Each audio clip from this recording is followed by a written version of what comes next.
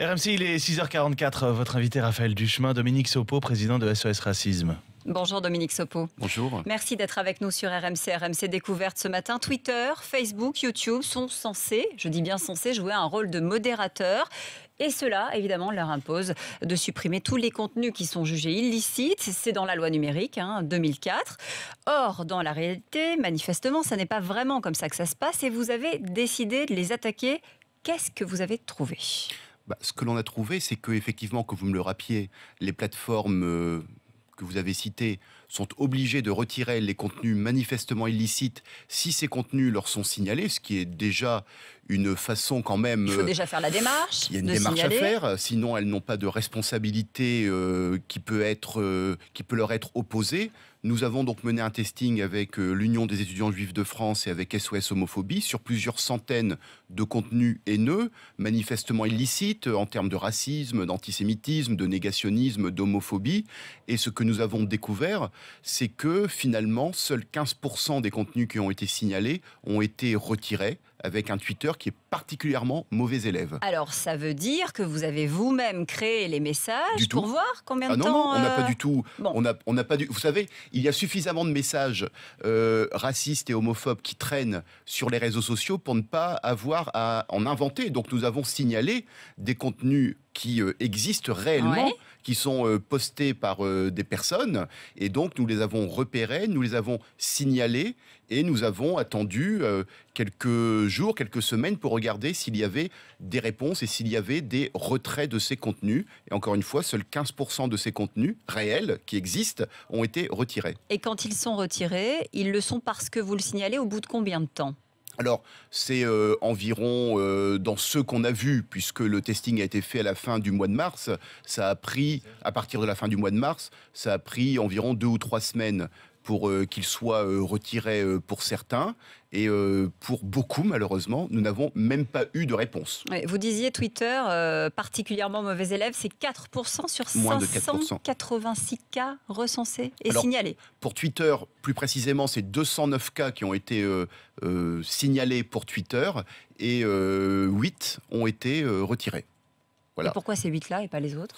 Écoutez, c'est un grand mystère. C'est pour ça d'ailleurs que nous faisons une action devant la justice pour demander à ces plateformes ce que sont leurs équipes de modération, comment elles sont formées, ce que sont les procédures qui sont mises en œuvre pour choisir ce qu'il y a à retirer ou pas. Parce que on disait ce qui doit être retiré, ce sont les contenus manifestement illicites. Sur Twitter, vous trouvez des messages tels que il faut brûler les homos ou il faut la mort pour les juifs et les bougnoules. Ces contenus, ces deux contenus que je viens de citer, n'ont pas été retirés. Or, il ne faut pas avoir fait... il faut pas avoir fait beaucoup de droits pour savoir qu'en France, ces contenus sont manifestement illicites.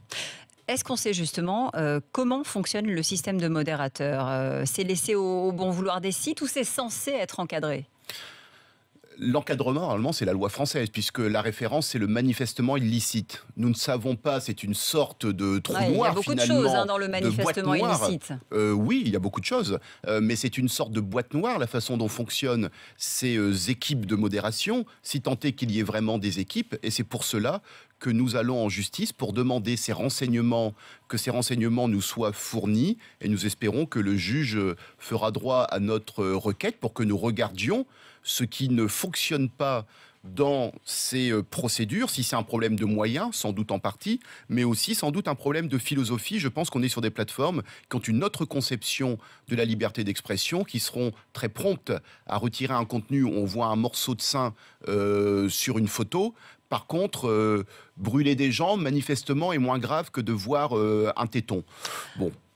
Vous pensez qu'il faut créer, vous parliez des moyens, créer une instance de régulation ou qu'on est sur autre chose, un problème de société, un problème d'éducation aussi peut-être ? Alors, il y a un problème d'éducation chez les internautes, sans doute, en partie. L'éducation est toujours quelque chose d'utile de toute façon, soit pour ne pas rédiger ce type de propos, soit aussi pour qu'il soit davantage signalé. Il me semble, au-delà de ça, qu'au-delà de la question des autorités de régulation, il y a le droit qui existe et ces plateformes qui sont sur un marché lorsqu'elles viennent en France et lorsqu'elles viennent en Europe plus généralement. Dans tous les pays européens, il y a cette obligation de modération. Eh bien, il y a un marché, elles en profitent financièrement, il faut aussi qu'elles en acceptent les contraintes. Dominique Sopo, je profite de votre visite sur RMC Découverte pour vous poser une question concernant la polémique qui a duré encore tout le week-end concernant l'annulation du concert de Black M à Verdun. Vous avez pensé quoi de cette annulation et de la manière dont ça s'est passé ? Je suis totalement stupéfait de ces événements.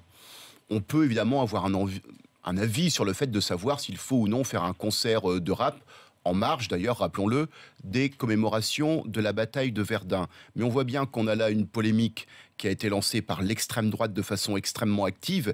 Et ce qui me stupéfie totalement, c'est le fait que cette polémique a été reprise par des cercles beaucoup plus larges pour, au final, venir enfermer une personne comme Black M dans des propos anciens, dont certains d'ailleurs, qu'un rappeur ait dit lorsqu'il avait 20 ans, conne de France.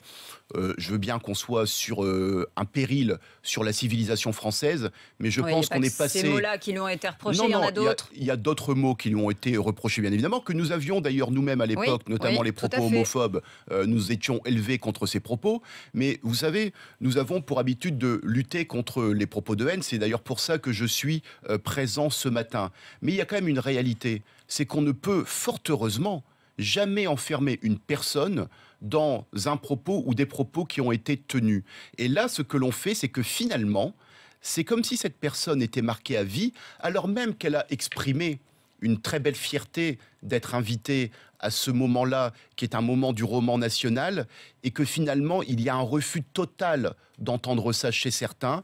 Et je dois dire que j'ai vu se déchaîner sur les réseaux sociaux des logiques de meute, des logiques extrêmement hypocrites autour de cet événement, qui sont des choses extrêmement inquiétantes, parce que ça aurait pu être un excellent symbole, un très beau symbole, notamment pour les nouvelles générations. Et c'est ce symbole-là qui a finalement été pulvérisé. Oui, et on signale aussi le très beau texte, d'ailleurs, de Black M sur son aïeul, qui était tirailleur. Et sur la France. Et sur la France. Merci beaucoup, Dominique Sopo, d'avoir été avec nous ce matin sur RMC Découverte, 6h51.